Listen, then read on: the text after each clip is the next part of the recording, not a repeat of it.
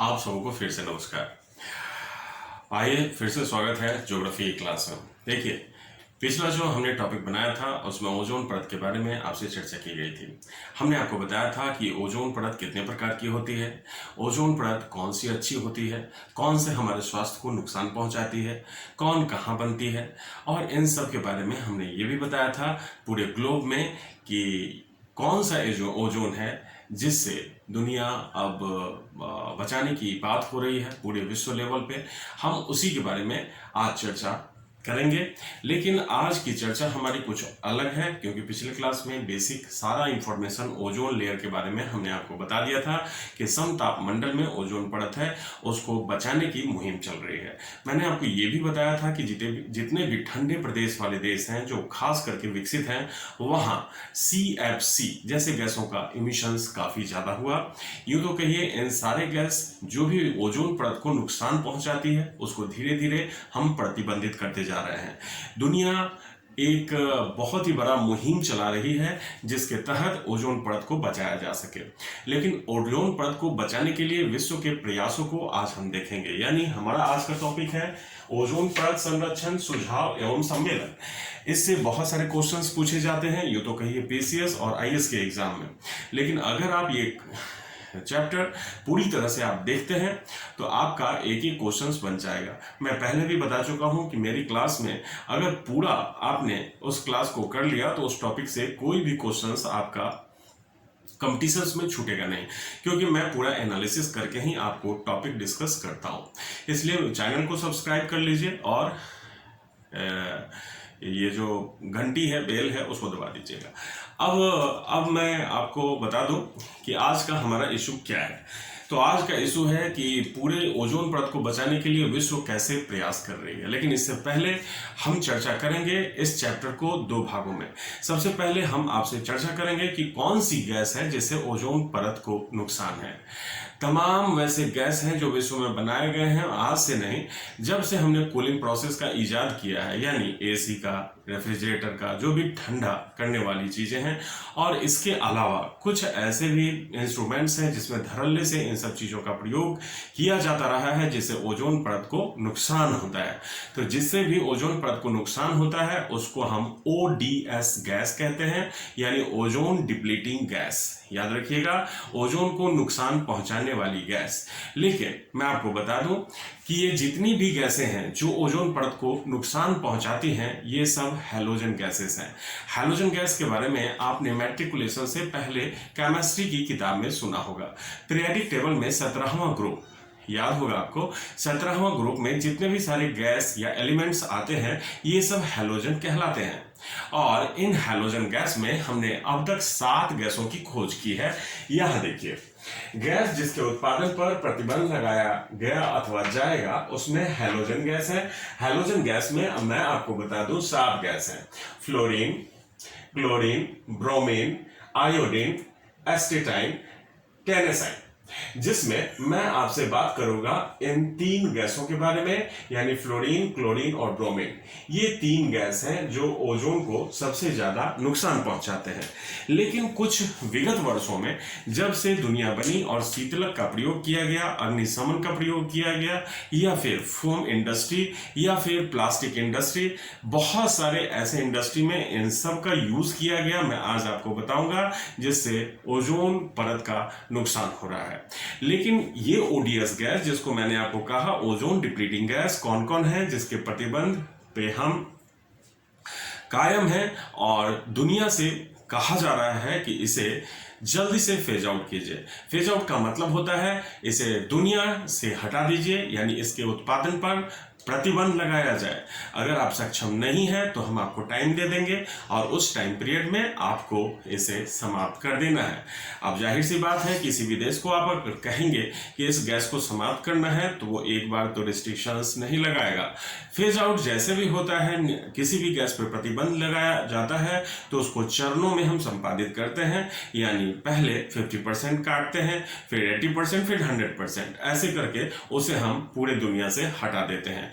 तो देखिए ODS gas कौन कौन है। तो ओडीएस गैस यहाँ हमने लिखा हुआ है ओजोन डिप्लीटिंग सब्सटेंसेस, ओजोन को नुकसान पहुंचाने वाले पदार्थ। सबसे पहले है क्लोरोफ्लोरोकार्बन। क्लोरोफ्लोरोकार्बन को हम विस्तार से आपको बताएंगे। दूसरा है हैलोन, हैलोन एक गैस है। Carbon tetrachloride, methyl chloroform, hydrobromofluorocarbon, methyl bromide, bromochloromethane, hydrochlorofluorocarbon. यानी ये जो आप गैस देख रहे हैं 8 गैसें, इनको चरणबद्ध तरीकों से पूरे दुनिया से हटा दिया गया। लेकिन आपके लिए बहुत ही जरूरी है कि हमने इन सबको क्यों हटाया, क्या कारण था और कब हटाया गया। इससे संबंधित जो सम्मेलन है और जो सम्मेलन में पूरी दुनिया कह रही है इस प्रोटोकॉल का पालन करने के लिए, उसके तहत हमने किन किन गैसों को अब तक हटाया है, तो हम उसी पे आज चर्चा करेंगे। ये जो 8 गैस देख रहे हैं, इसमें सबसे पहले हम चर्चा करेंगे आपसे क्लोरोफ्लोरोकार्बन के बारे में। तो आइए सबसे पहले हम चर्चा करते हैं क्लोरोफ्लोरोकार्बन। देखिए सीएफजी गैस, सबसे पहले हम सीएफसी गैस के बारे में बात करते हैं। इन 8 गैसों में सबसे पहले क्लोरोफ्लोरोकार्बन। देखिए क्लोरोफ्लोरोकार्बन को कहा जाता है, ये 1890 में इजाद किया गया था। इसकी खोज 1890 में की गई थी और एक व्यक्ति थे फ्रेडरिक स्वार्ट, याद रखिएगा फ्रेडरिक स्वार्ट द्वारा 1890 में इसका इस्तेमाल किया गया था, इसका खोज किया गया था। लेकिन थॉमस मिडले एक ऐसे व्यक्ति थे, थॉमस मिडले 1920 में इन्होंने रेफ्रिजरेटर में यूज करना सिखाया था। यानी रेफ्रिजरेटर में या कूलेंट्स, जितने भी शीतलक उपकरण हैं, उनमें इसका इस्तेमाल 1920 के बाद शुरू हो गया था। 1930 से हम धड़ल्ले से इस गैस का प्रयोग कर रहे थे।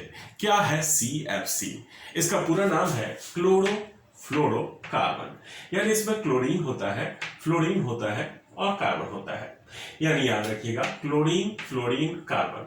याद रखिएगा ओजोन को सबसे ज्यादा नुकसान, मैंने पिछले भी वॉल्यूम में आपको बताया था कि क्लोरीन से होता है। अगर इसको क्लोरीन हटा दिया जाए तो ये कम जहरीला हो जाएगा ओजोन के लिए, और वही हमने किया है।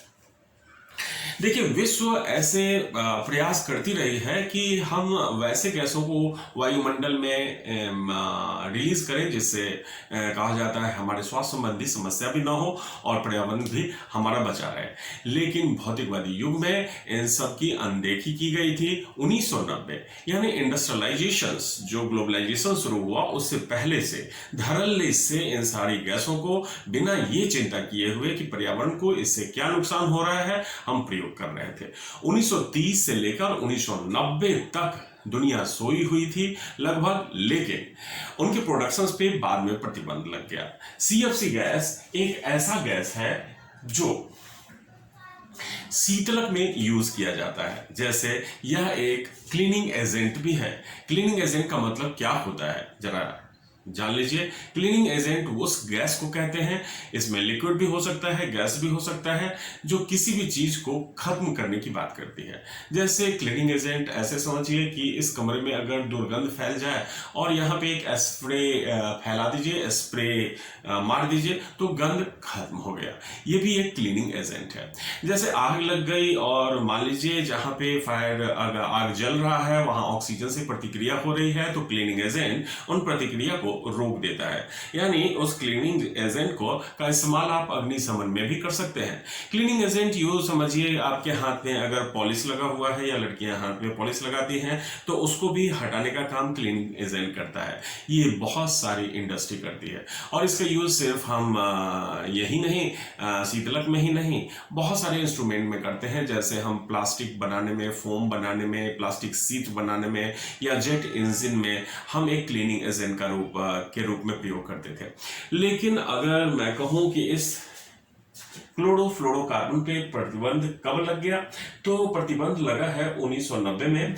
1990 में विकसित देश जितने भी हैं, जैसे यूरोपियन कंट्री हैं जितने भी, कनाडा, फ्रांस, बेल्जियम, जर्मनी, इन सारे देशों ने, यूएसए, जापान, इन सारे देशों ने मुहिम चलाया कि हमें इस गैस को खत्म करना होगा, और 1990 में मैक्सिमम देशों ने, विकसित देशों ने इसे खत्म करने की बात कही थी और इसके रिप्लेसमेंट पे चर्चा हुई थी। विकासशील देशों ने कहा कि हम इसे 2010 तक कंप्लीट करेंगे, यानी 2010 तक चरणबद्ध तरीकों से इसे खत्म करेंगे।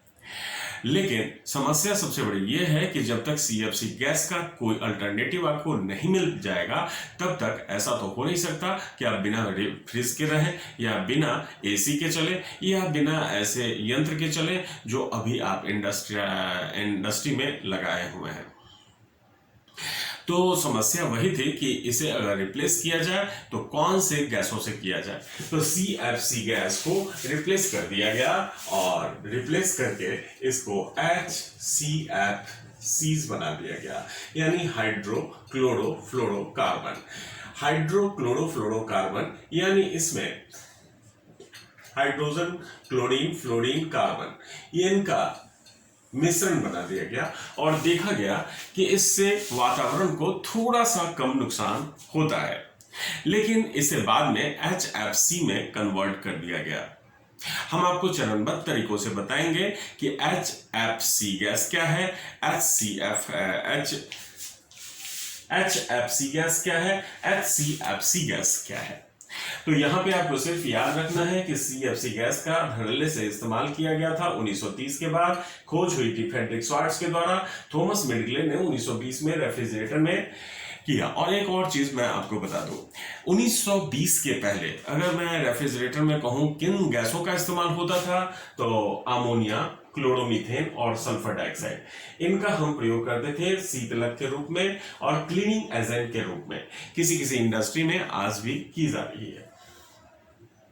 देखिए, हमें वायुमंडल में एक ऐसी गैस को रिलीज करना है, या ऐसी गैस ही छोड़ना है जो कम जहरीला हो और जिसका बॉइलिंग पॉइंट बहुत कम हो। बॉइलिंग पॉइंट कम हो तो मशीन में आसानी से ये कम तापमान में अपना फंक्शन जारी रख सकता है। और तीसरा है कि वो बहुत कम प्रतिक्रिया करता हो। अगर एटमॉस्फेयर में जल्दी अभिक्रिया कर ले या रिएक्शन कर ले तो हो सकता है ओजोन को नुकसान पहुंचाएगा। तो 2010 में विकासशील देशों द्वारा इस पे प्रतिबंध लगा, और 1990 में विकसित देशों द्वारा इस पे पूर्ण रूप से प्रतिबंध लगा दिया गया। अब आइए क्लोरोफ्लोरोकार्बन के बाद हम हैलोन गैस को देखते हैं। अब आइए हैलोन क्या है। हमने बात करी आपसे हैलोन के बारे में। देखिए, हैलोन क्या है। 1980 के पहले जितने भी विकसित देश थे, खास करके यूनाइटेड किंगडम और यूएसए, इन लोगों ने अपने मिलिट्री में, यानी एविएशन में, हवाई जहाज में या लड़ाकू विमान में हैलोन का प्रयोग धड़ल्ले से किया था। अब हैलोन क्या था, तो मैंने अभी थोड़ी देर पहले आपसे बात की थी कि यह एक क्लीनिंग एजेंट है। क्लीनिंग एजेंट का मतलब होता है कि रिएक्शंस को ब्रेक कर देना। जैसे अगर दुर्गंध फैला हुआ है तो दुर्गंध को समाप्त कीजिए स्प्रे मारकर। अगर आग लगी हुई है तो स्प्रे मारकर उस आग को प्रतिक्रिया करने से रोक दीजिए। तो इस हैलोन का प्रयोग दो चीजों में धड़ल्ले से हो रहा था पहले। एक तो अग्निशमन में, यानी आग बुझाने वाले जितने भी संयंत्र थे, जितनी भी इंडस्ट्रियां थी, इनका धड़ल्ले से प्रयोग कर रही थी। और जहां भी मिलिट्री बेस हुआ करता था, जहां टैंक हुआ करता था, जहां जेट इंजन हुआ करता था, वहां धड़ल्ले से विकसित देश इसका प्रयोग कर रहे थे। 1960 के पहले इस गैस को बनाया गया था क्योंकि हम इसका प्रयोग एक क्लीनिंग एजेंट के रूप में कर सके। जब 1985 में वियना सम्मेलन किया हमने, याद रखिएगा, ओजोन परत के लिए सबसे पहला सम्मेलन था वियना सम्मेलन 1985 में। लेकिन यह एक नैतिक जवाबदेही थी देशों की कि ओजोन को जिन गैसों से परेशानी है उनको नैतिक रूप से प्रतिबंध लगाया जाना चाहिए। यानी हमारा कर्तव्य है, ये हमारा बॉन्डेज नहीं है कि हम लगा दें। यानी आपसे अनुरोध किया गया था वियना सम्मेलन, बाद में इसको लीगली बाइंडिंग के रूप में, एक कानून के रूप में मॉन्ट्रियल प्रोटोकॉल में विश्व के सभी देशों पे लागू किया गया था। वियना सम्मेलन में देखा गया कि हैलोन ओजोन के लिए खतरनाक है, इसलिए 1994 में इस पर प्रतिबंध लगा दिया गया। इससे संबंधित फैक्ट्स यहां हमने दे दिया है। इसका निर्माण यूनाइटेड किंगडम द्वारा किया गया था। 1994 से पहले इसका इस्तेमाल होता था। 1994 में इस पर प्रतिबंध लग गया। यह एक क्लीनिंग एजेंट है जिसका सबसे ज्यादा इस्तेमाल फायर एक्सटिंगाइजर यानी अग्निशमन या आग बुझाने के संयंत्र में कर सकते हैं। इलेक्ट्रॉनिक्स एंड एविएशन कंपनी कर सकती है। इलेक्ट्रॉनिक्स का मतलब आप समझते हैं, जैसे आपके घर में बहुत सारे वैसे संचार संबंधी उपकरण होते हैं, जैसे कंप्यूटर है, जैसे टीवी है, जैसे लैपटॉप है या मोबाइल है। इन सब में इलेक्ट्रॉनिक गुड्स हैं। इन सारे उपकरणों को बनाने वाली कंपनियां इनका धड़ल्ले से उपयोग करती है। Military application ship aircraft and tank. Military applications का मतलब होता है कि आप मिलिट्री या सेना में जितने भी उपकरण का यूज करते हैं जो धमाकेदार होते हैं या फिर बम बारूद वाले होते हैं, इसमें इसका प्रयोग धड़ल्ले से बढ़ रहा था। टैंक में भी इसका इस्तेमाल हम धड़ल्ले से कर रहे हैं। देखिए हैलोन क्या है, जहां भी घर्षण होता है, जैसे मशीनें जहां भी चलती हैं, फ्रिक्शन जहां भी होता है, जहां भी आग लगने की संभावना होती है, वहां इस गैस को कंटिन्यूअसली हम ऑपरेशन में रखते हैं।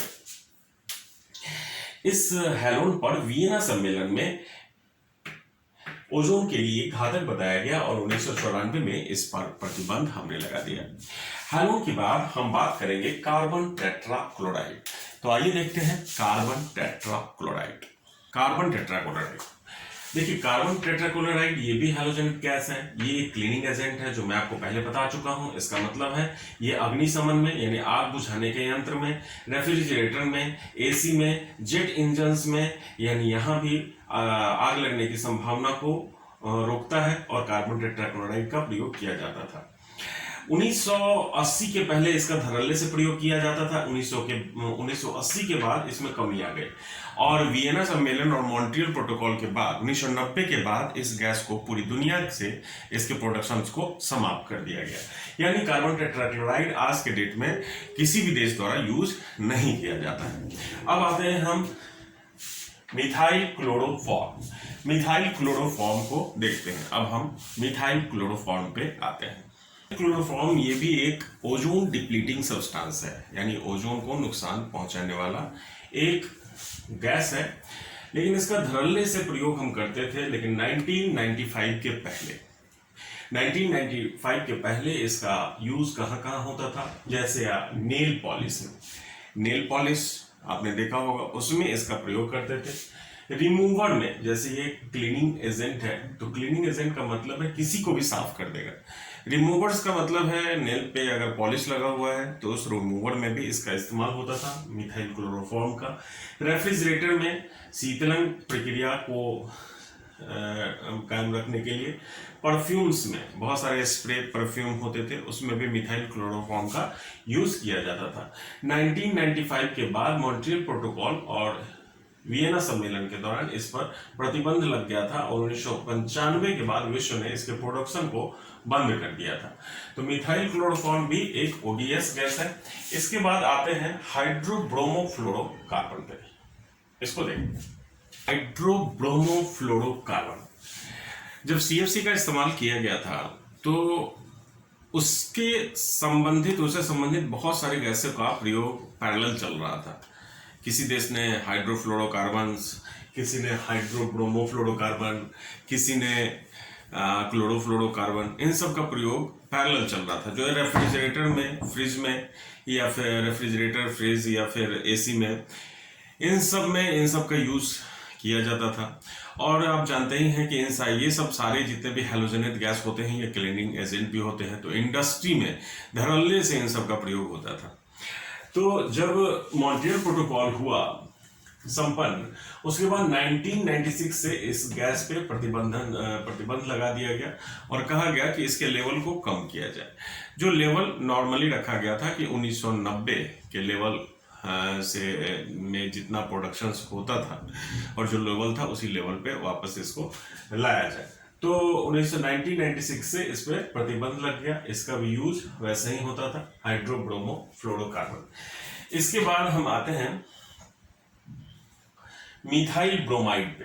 मिथाइल ब्रोमाइड को देखिए। मिथाइल ब्रोमाइड एक ऐसा ओडीएस गैस है या सब्सटेंस है जिसका अत्यधिक यूज हमने एग्रीकल्चर में किया है। देखिए एग्रीकल्चर्स में हुआ क्या है, ये जब आप खेती करते हैं तो कभी कभी क्या होता है कि किसी भी फसल में कीड़े मकोड़े लग जाते हैं, या फिर पेस्ट कंट्रोल के रूप में बहुत सारे रसायनों का प्रयोग आज के डेट में हो रहा है। पहले यानी मैं अगर कहूँ आपसे कि 2005 से पहले एग्रीकल्चर्स में मिथाइल ब्रोमाइड का धड़ल्ले से प्रयोग होता था पेस्ट कंट्रोल यानी कीड़े मकोड़ों को समाप्त करने के लिए, जिसमें बहुत सारी चीज़ें हैं। जैसे आप एग्रीकल्चर में देखते हैं फंगस लग जाता है किसी किसी फसल में, यानी फफूंदी टाइप सा लग जाएगा।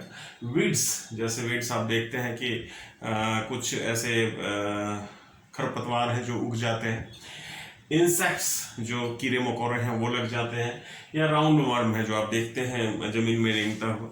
तो मिथाइल ब्रोमाइड्स का प्रयोग हम कैसे करते थे? तो मिथाइल ब्रोमाइड्स का प्रयोग हम क्या करते थे कि जमीन में, जहाँ खेती की जमीन है वहाँ हम 2 फीट तक इस रसायन को इंजेक्ट करते थे, यानी इंजेक्शन दे देते थे, और उसको प्लास्टिक से ढक देते थे। क्योंकि अगर प्लास्टिक से नहीं ढकेंगे तो तत्काल ही वो 50 से 95% गैस वायुमंडल में चला आएगा और वायुमंडल को दूषित करेगा और तरह तरह की बीमारी हो सकती है। इसलिए हम उसको प्लास्टिक से ढक देते थे।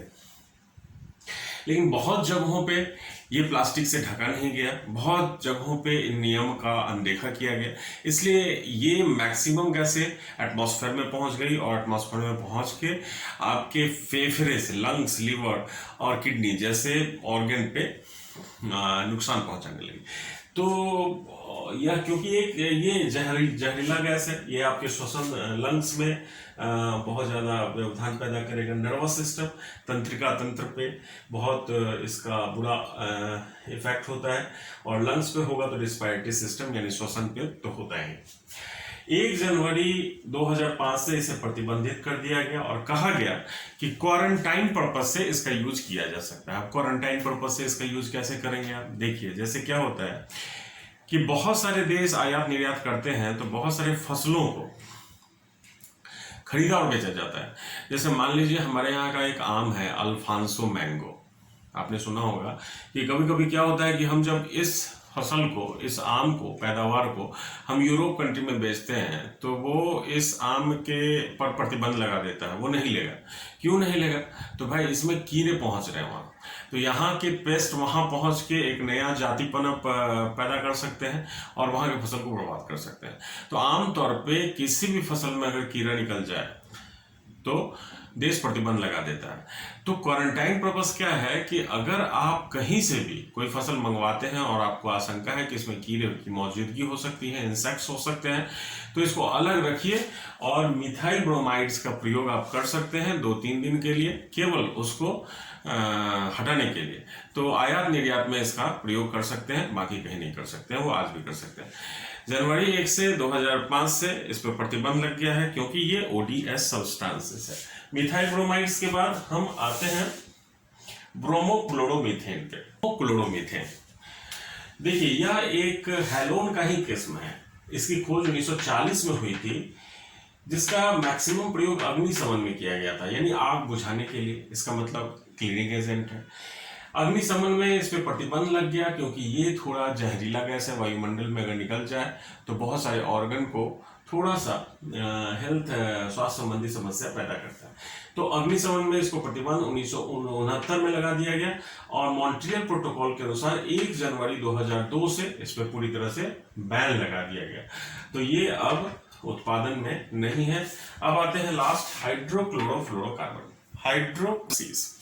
अब देखिए HCFC हाइड्रोक्लोरोफ्लोरोकार्बन। देखिए मैंने आपको कहा था कि हैलोजन गैस में 3 प्रमुख गैस जिसका इस्तेमाल हम करते हैं आमतौर पे, जैसे क्लोरीन, फ्लोरीन, ब्रोमीन, जिसमें मैंने आपको कहा था कि क्लोरीन और ब्रोमीन ये सबसे ज़्यादा घातक होता है।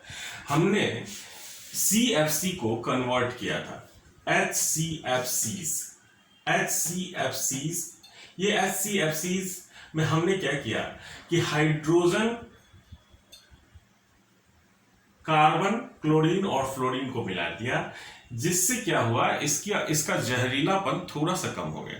लेकिन जहरीलापन तो थोड़ा सा कम हो गया HCFC, लेकिन ओजोन को नुकसान तो होता ही है, थोड़ी कम मात्रा में होती है परंतु होती है।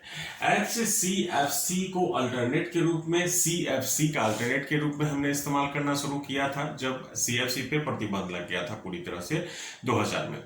तो डेवलप्ड कंट्री ने कहा कि HCFC एक अल्टरनेटिव हो सकता है, लेकिन देखा गया कि नहीं, वायुमंडल में ये भी जहर छोड़ता है, यानी ओजोन परत के लिए नुकसानदेह है। इसलिए HCFC को हमने हटा दिया, लेकिन हटाने का एक डेट अभी डिसाइड नहीं किया है। वैसे 2016 माना जा रहा है कि इसे हम फेज आउट कर देंगे। 2016 में हमने फेज आउट किया, लेकिन अभी भी बहुत धड़ल्ले से इसका प्रयोग हो रहा है। लेकिन इसके जगह पे हम HFC का प्रयोग कर रहे हैं। तो HFC डेवलप्ड कंट्री द्वारा धड़ल्ले से अब इस्तेमाल किया जा रहा है। ये ओजोन के लिए नुकसानदेह नहीं है। क्यों? क्योंकि इसमें क्लोरीन, जो सबसे ज्यादा घातक है ओजोन के लिए, इसमें नहीं है। इसमें ब्रोमीन भी नहीं है, इसमें सिर्फ हाइड्रोजन और कार्बन है, यानी HFC में केवल हाइड्रोजन और कार्बन है। इसीलिए कहा जाता है कि इसमें क्लोरीन और ब्रोमीन नहीं है, जिससे ओजोन को खतरा है। तो अभी हम इस्तेमाल जो करेंगे HFC को करेंगे, लेकिन इसका डेट अभी नहीं डिसाइड किया गया है कि इसको कब फेज आउट किया जाएगा, इसको कब बाहर निकाला जाएगा। अब आप कहेंगे कि इसको क्यों बाहर निकाला जाएगा, ये तो ओजोन को नुकसान पहुंचाता ही नहीं है, तो क्यों इसको हम हटाने की बात कर रहे हैं। देखिए, ओजोन को यह नुकसान नहीं पहुंचाता, लेकिन ग्लोबल वार्मिंग के लिए ये एक खतरा है, क्योंकि यह एक ग्रीन हाउस गैस के कैटेगरी में शामिल कर दिया गया है। ग्रीन हाउस गैस का मतलब हरितगृह प्रभाव पैदा करता है। जैसे मैंने आपको कहा था कि कार्बन डाइऑक्साइड से एक हरितगृह गैस है, उसी तरह से HFC भी एक ग्रीन हाउस गैस है। इसलिए इसे भी हम हटाएंगे, लेकिन इसका डेट अभी डिसाइड नहीं किया गया है। 2016 में हमने कहा था कि HCFC को हटाने की बात की गई थी, डेवलप कंट्री द्वारा इसे हटा भी दिया गया है, लेकिन अभी भी डेवलपिंग कंट्री इसका इस्तेमाल कर रही है इसके अल्टरनेटिव के रूप में हम इसको। अच्छा, मैं आपको बता दूं, CFC या HCFC या फिर HFC, ये जितना भी मार्केट में हम आयात निर्यात करते हैं या फिर ट्रेड करते हैं, तो ट्रेड नाम फ्रियोन होता है, इसका ट्रेड नेम फ्रियोन है। जैसे अगर आप गैस खरीदेंगे कहीं से, तो आप कहते हैं कि हम इतना फ्रियोन खरीद रहे हैं। फ्रियोन ट्रेड नेम है, यानी व्यापार के लिए एक नाम दे दिया गया है। आप अगर CFC भी लेते हैं, HCFC भी लेते हैं या HFC भी, तो इसका ट्रेड नेम फ्रियोन कहते हैं। इसको फ्रियोन कोई गैस नहीं है, इनका एक नाम है, जैसे इनको पुकारते हैं। जैसे HCFC हम नहीं कहेंगे, हम फ्रियोन कहेंगे। फ्रियोन, जैसे आपको अगर विदेश से मंगवाना है या फिर कहीं से बहुत भारी मात्रा में व्यापार करना है, तो आप कहेंगे फ्रियोन चाहिए, मुझे फ्रियोन चाहिए। तो ये अब तक हमने आपको बताया कि ये जो आप देख रहे हैं ये ODS है, यानी ओजोन डिप्लीटिंग गैस, जिसका मॉन्ट्रियल प्रोटोकॉल में, जो विश्व का सबसे अहम सम्मेलन है ओजोन के लिए, उसमें हटाने की बात की गई है और इसको मैक्सिमम हटा भी दिया गया है। अब मैक्सिमम देश इस पर फोकस कर रही है, HFC पर फोकस कर रही है और इसी के इस्तेमाल को बढ़ावा दिया जा रहा है। लेकिन इसको बहुत जल्द हम हटाएंगे, क्योंकि हमारे पास अल्टरनेटिव नहीं है। दुनिया खोज में लगी हुई है कि कुछ ऐसा गैस हम लाएं जिससे ग्लोबल वार्मिंग भी ना हो और ओजोन को नुकसान भी ना हो, और जिसका रिएक्शन करने की कैपेसिटी बहुत कम हो, जिसका बॉइलिंग पॉइंट भी कम हो, क्वथनांक बिंदु बहुत कम हो और जहरीली ना हो। तो हम लगे हुए हैं। तो ये तो आपका वो सारा गैस है जिसको दुनिया हटाने की बात कर रही है। अब हम आते हैं सम्मेलन, और सम्मेलन की शुरुआत ओजोन के लिए कब से शुरू हुई है और दुनिया अगर प्रयास कर रहा है तो कैसे प्रयास कर रहा है उसको देखते हैं। अब हम आते हैं अंतर्राष्ट्रीय सम्मेलन पे, यानी ओजोन को नुकसान पहुंचाने वाली जो भी ODS सब्सटेंसेस हैं उनको हटाने की बात की गई। तो उनको हटाने की बात की गई तो इतना जल्दी तो पूरे विश्व में एक मत हो नहीं सकता है। विकसित देश जो ज़्यादा CFC या HFC इमिट करते हैं या ODS इमिट करते हैं, छोड़ते हैं, और डेवलपिंग कंट्री जो बहुत कम मात्रा में छोड़ते हैं, और अंडर डेवलप्ड कंट्री को तो इन सब से मतलब ही नहीं है। तो कहा जाता है 2 ग्रुप की लड़ाई चलती रहती है पूरे विश्व में। लेकिन इन दोनों ग्रुप की लड़ाई तो हम छोड़ देते हैं, विश्व कल्याण की बात करते हैं। चाहे कोई भी गैस छोड़े, चाहे विकसित देश छोड़े या विकासशील के देश छोड़े, हमें पूरे ग्लोब की रक्षा तो करनी ही है। इसलिए विश्व में जब भी कभी इस तरह की आपदा आती है तो यूनाइटेड नेशन के ऑर्गेनाइजेशंस एक्टिव हो जाते हैं।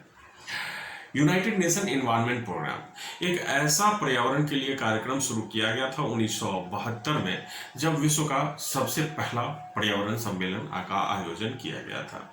उस वक्त कहा गया था कि विश्व में डेवलप्ड कंट्री हो या अंडर डेवलप्ड कंट्री हो या विकासशील देश हो, गैसों की मात्रा बढ़ाया जा रहा है। ऐसे गैस बढ़ाए जा रहे हैं जिससे वायुमंडल भी प्रदूषित हो रहा है, स्वास्थ्य संबंधी समस्या भी हो रही है, और देखा गया 1985 में कि भारी मात्रा में इससे ओजोन को क्षति पहुंच रही है। इसी का पता लगाने के लिए 1982 से 1985 के बीच एक वर्किंग ग्रुप का गठन किया गया था। किसके द्वारा? तो यूनाइटेड नेशन एनवायरनमेंट प्रोग्राम, यानी संयुक्त राष्ट्र संघ पर्यावरण कार्यक्रम, जो 1972 में शुरू किया गया था, जिसका गठन 1972 में प्रथम पर्यावरण सम्मेलन में हुआ था। ये यूनाइटेड नेशन का पर्यावरण से संबंधित सबसे बड़ा ऑर्गेनाइजेशन समझ लीजिए, और इसके अधीन विश्व में जितने भी ऑर्गेनाइजेशन, एजेंसियां हैं, काम करती रहती हैं। यूनाइटेड नेशन की बहुत सारी संस्थाएं इसको कोऑपरेट भी करती है। तो कहा गया कि विश्व में जब ये पता लगाया गया तो देखा गया कि कुछ वायुमंडल में ऐसे जहरीले गैस हैं जो ओजोन को नुकसान पहुंचा रहे हैं।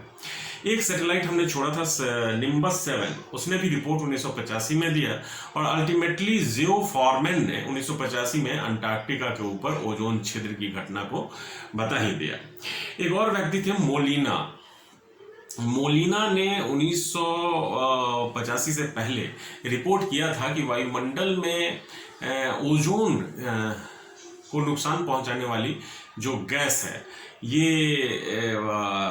CFC गैसेस हैं या फिर ओजोन डिप्लीटिंग सब्सटेंसेस हैं। रोलैंड और मोलिना, याद रखिएगा, इन्होंने भी पता लगाया था ओजोन क्षति के बारे में। पहले रिपोर्ट किया था, सबसे पहले यही रिपोर्ट किए थे। उसके बाद इस पे विश्व ने काफ़ी गंभीरता से इस विषय को लिया था। 1985 के बाद एक दौर शुरू हो गया, और 1985 के बाद विश्व भर में एक सम्मेलन का आयोजन किया गया, जिसको वियना सम्मेलन के नाम से जाना जाता है। याद रखिएगा, वियना सम्मेलन एक औपचारिक रूप से सम्मेलन था, जिसमें विश्व भर के नेताओं को या लीडर्स को कहा गया था, आइए बैठ के बात करते हैं, जिसमें मैक्सिमम जो विकासशील देश थे इसको इग्नोर कर दिए। विकासशील देश का मतलब था, उनको तो इन सबसे मतलब नहीं था, क्योंकि ओजोन की समस्या डेवलप्ड कंट्री में बहुत ज़्यादा है, और खास करके जो शीतोष्ण कटिबंध वाले क्षेत्र हैं, ठंडे प्रदेश वाले क्षेत्र हैं, जहाँ विकसित देश बहुत ज़्यादा है, वहाँ इमिशन भी बहुत ज़्यादा है। हमारे देश में बहुत ज़्यादा ओजोन को डिप्लीट करने वाले सब्सटेंस बनाए गए हैं, और 0.1% कहिए तो इंडिया पूरे वर्ल्ड का इमिट करता है, तो बहुत कम है। अगर इंडिया में इतना ज़्यादा पॉपुलेशन है तो सोचिए छोटे छोटे देश का क्या हाल है, यानी विकासशील देश गौण मात्र थे, तो इसमें इग्नोर किया गया। तो वियना सम्मेलन 1985 में जब बुलाया गया तो उसमें कहा गया कि भाई हम इस ओजोन परत को बचाने के लिए कुछ विश्व का प्रयास किया जाए। अब जो वियना सम्मेलन हुआ था 22 मार्च 1985 को हुआ गया था, और इसमें जो फॉर्मेट बनाया गया था, जो फॉर्मेट तैयार किया गया था, उसको लागू किया गया था 1988 से, पूर्ण रूप को से 1900। लेकिन जो वियना सम्मेलन था उसका एक ये कहना नहीं था कि हम विश्व भर में इसको हम लागू कर देंगे फोर्सली, यानी इसको कानून बना देंगे जो सभी देशों पे लागू होगा। याद रखिएगा, वियना सम्मेलन और मॉन्ट्रियल प्रोटोकॉल में दोनों में डिफरेंस ये है कि एक लीगल बाइंडिंग है, एक लीगल बाइंडिंग नहीं है। यानी वियना सम्मेलन एक औपचारिक रूप से सम्मेलन का आयोजन था जो विश्व कर रहे थे, लेकिन ये जो फॉर्मेट तैयार किया गया था वियना सम्मेलन में, उसमें कुछ ऐसे चुनिंदा गैसों को रखा गया और कहा गया कि सबसे पहले हम ओजोन को बचाने का प्रयास करें, अगर नहीं करेंगे तो पूरा विश्व खतरे में आ जाएगा। विकासशील देश को ज़्यादा समस्या नहीं थी, USA, Canada, France, Germany, Japan, जो डेवलप्ड कंट्री है, जो भारी मात्रा में करती है और टेम्परेट रीजन में है, उनको स्किन कैंसर होने का खतरा बहुत ज़्यादा था। USA में अभी भी आप देखेंगे कि अल्ट्रावायलेट रेज से 2 लाख लोग प्रति वर्ष स्किन कैंसर के शिकार हो जाते हैं, तो ये कंट्री बहुत ज़्यादा चिंता में थी। तो अब बात ये थी कि भाई कैसे इस पे कंट्रोल किया जाए। तो वियना सम्मेलन में एक फॉर्मेट बनाया गया और इसी फॉर्मेट को हमने मॉन्ट्रियल प्रोटोकॉल में या मॉन्ट्रियल प्रोटोकॉल के रूप में एक्सेप्ट कर लिया। अब मॉन्ट्रियल प्रोटोकॉल का मतलब क्या है? तो मॉन्ट्रियल सिटी कनाडा का सिटी है, वहां 16 सितंबर को, याद रखिएगा 16 सितंबर 1987 को एक सम्मेलन का आयोजन किया गया था। इसीलिए 16 सितंबर को हम क्या मनाते हैं? ओजोन दिवस, विश्व ओजोन दिवस, अंतर्राष्ट्रीय ओजोन दिवस के नाम से जानते हैं। और इसे भी 1 जनवरी 1989 से पूर्ण रूप से लागू किया गया था। अब देखिए दोनों ही रूप में कहा गया था कि विश्व में अगर ओजोन की समस्या को खत्म करना है, तो मैंने पहले ही आपको कहा था कुछ ऐसी गैसों को रखा गया जिसको ओडीएस गैस कहा गया। तो ओडीएस गैस को अगर खत्म करना है तो कैसे करेंगे खत्म? तो डेवलप्ड कंट्री जितने भी है या इंडस्ट्रियलाइज्ड कंट्री जो भी हैं, जैसे अमेरिका है, जापान है, या फिर फ्रांस है, जर्मनी है, ये जितने भी डेवलप्ड कंट्री हैं उनको कहा गया कि जो आधार वर्ष है 1986 को रखिए। यानी आप 1986 में जितना सीएफसी गैस छोड़ते थे, सीएफसी गैस या क्लोरोफ्लोरोकार्बन गैस छोड़ते थे, उसको आप कम कीजिए। और कहा गया कि आप कम कैसे करेंगे? तो 2000 तक इनको पूर्ण रूप से खत्म कर देना है सीएफसी को। पहले कहा गया कि 1995 तक 20% कीजिए और 2000 तक 50% और करके पूरी तरह से इसको समाप्त कर दीजिए। फिर कहा गया कि अगर 2000 में खत्म कर दिया जाएगा तो उसके बाद अल्टरनेटिव किसको लाएंगे आप? इसका मतलब है आप फ्रिज नहीं चलाएंगे, एसी नहीं चलाएंगे, या फिर इंडस्ट्री जो क्लीनिंग एजेंट के रूप में इसका इस्तेमाल करती है बहुत ज़्यादा परेशानी में पड़ जाएगी। और इस बीच कहा गया कि 2000 के बाद एक अल्टरनेटिव गैस की तलाश की जाए। तो अल्टरनेटिव गैस 2000 के बाद HCFCs गैस को रखा गया, जिसके बारे में मैं इससे पहले डिस्कस कर चुका हूं, जिसमें हाइड्रोजन, कार्बन, क्लोरीन, फ्लोरीन को रखा गया था। तो उसको भी बैन कर दिया गया 2016 में, क्योंकि इसमें भी क्लोरीन की मात्रा थी और इससे भी ओजोन को क्षति पहुंचता था। नो डाउट ये थोड़ा सा सीएफसी से कम जहरीला था, लेकिन फिर भी ओजोन को नुकसान पहुंच जाता था। 2016 में उसको समाप्त कर दिया गया और HCFC को रिप्लेस करके HFC लाया गया, जिसमें सिर्फ हाइड्रोजन और कार्बन को रखा गया, जिसमें न ब्रोमीन है और न ही क्लोरीन है। लेकिन सबसे बड़ा खतरा मैंने आपको बताया था कि HFC एक ग्रीन हाउस गैस है जिसे ग्लोबल वार्मिंग को खतरा है, यानी विश्व में तापमान बढ़ सकता है, ओजोन को तो नुकसान नहीं होगा, तो इसको भी हम हटाएंगे। लेकिन उससे पहले मैं आपको कुछ चर्चा इंडिया के संदर्भ में करना चाहता हूं।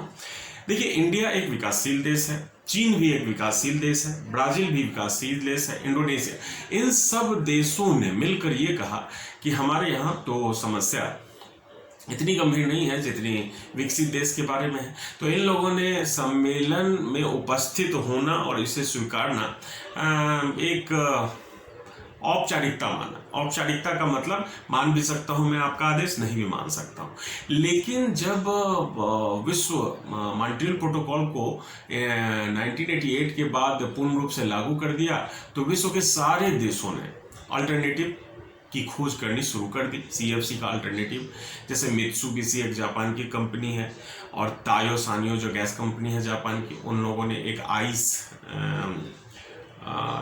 आइस क्लीनिंग नाम का एक सब्सटेंस यूज किया, जो बर्फ के छोटे छोटे कण नेम अल्कोहल से तैयार किया गया सेमीकंडक्टर था। पूरे विश्व में इसके अल्टरनेट की खोज होने लगी, तो इंडिया भी प्रेशर में आ गया, चाइना भी प्रेशर में आ गया। अल्टीमेटली इंडिया पे दबाव दिया गया कि आप भी मॉन्ट्रियल प्रोटोकॉल पे शामिल हो जाए और इसे स्वीकृत कर लें। अल्टीमेटली 1992 में भारत ने भी मॉन्ट्रियल प्रोटोकॉल को एक्सेप्ट कर लिया। चाइना ने कहा कि मैं तब तक इसे एक्सेप्ट नहीं करूंगा जब तक टेक्नोलॉजिकल ट्रांसफर के लिए मुझे फाइनेंशियल सपोर्ट न मिले। हालांकि इंडिया का भी एक पॉइंट था कि मैं इस मॉन्ट्रियल प्रोटोकॉल को तब तक एक्सेप्ट नहीं करूंगा जब तक इसके लिए हमको मुआवजा न मिले। अब जरा सोचिए, हमारे देश में सीएफसी चल रहा है, मान लीजिए विकसित देशों ने कहा कि नहीं इसे प्रतिबंधित कीजिए, तो का एक हमारी जो कंपनियां हैं वो CFC के जगह HCFC का प्रयोग शुरू कर देगी या फिर उसको भी कन्वर्ट करके HCFC में कन्वर्ट करेगी। तो इतनी भारी मात्रा में जो मशीन बन चुकी है और जो प्रोडक्शन हो चुका है उसको अगर बैन कर दिया जाए तो हमें कितना का नुकसान होगा। दूसरा है, हमें उसके लिए एक खास तरह की मशीन में बनानी पड़ेगी, हमें उसके लिए फिर से एक नया टेक्नोलॉजी डेवलप करना पड़ेगा, उसके लिए एक नया रिसर्च करना पड़ेगा, उसकी टीम बनानी पड़ेगी और बहुत सारी चीज़ें इससे संबंधित।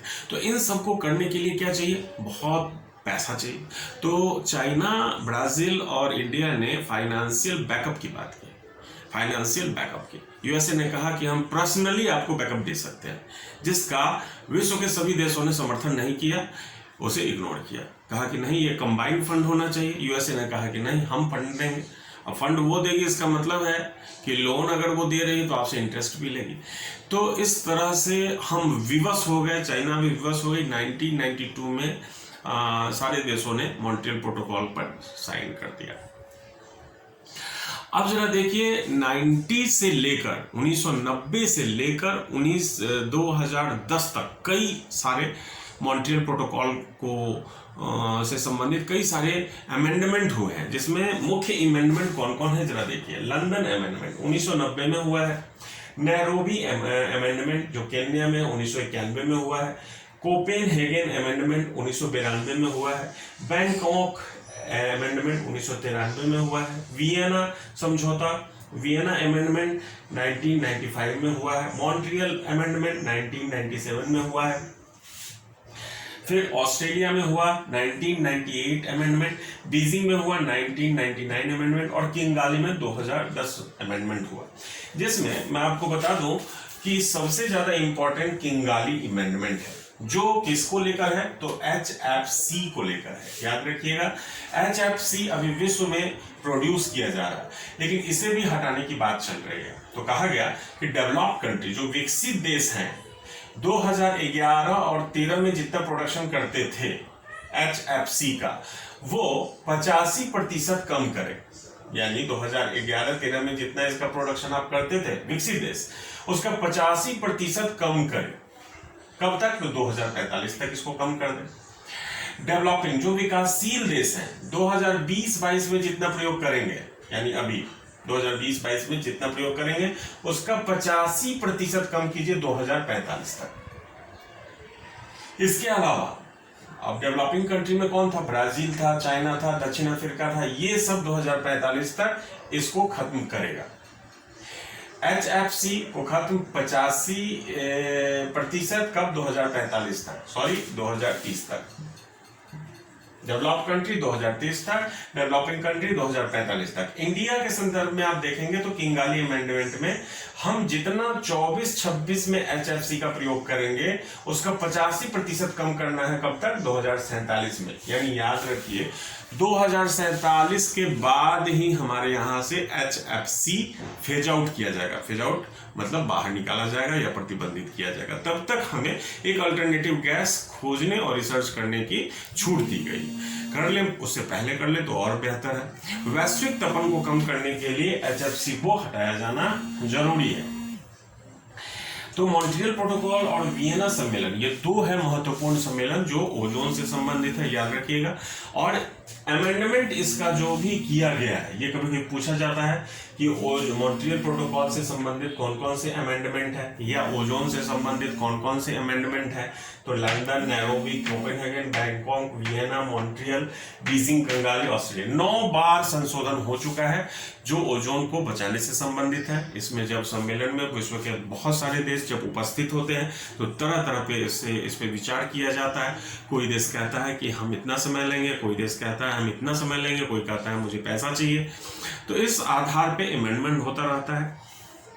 आप भी अगर ये आप पूरा अगर आप देख रहे हैं पूरे इस टॉपिक को अगर देख रहे हैं तो इसको सब्सक्राइब कर लीजिए और सब्सक्राइब करने के बाद बेल आइकन पे भी बटन दबा दीजिए और जो अच्छे अच्छे टॉपिक्स हैं वो आपके सामने आते रहेंगे। मैं आपको विश्वास दिलाता हूँ कि मैं जो जिस क्लास पे फोकस करता हूँ, वो A to Z बहुत ही डीपली आपको बताता हूँ। और IAS हो, PCS हो या जनरल कॉम्पिटिशन्स में तो आपके क्वेश्चंस यूं ही आप सॉल्व कर देंगे। तो आप थोड़ा सा ध्यान से सीरियसली पढ़िए। Thank you very much. आज की क्लास यहीं समाप्त होती है।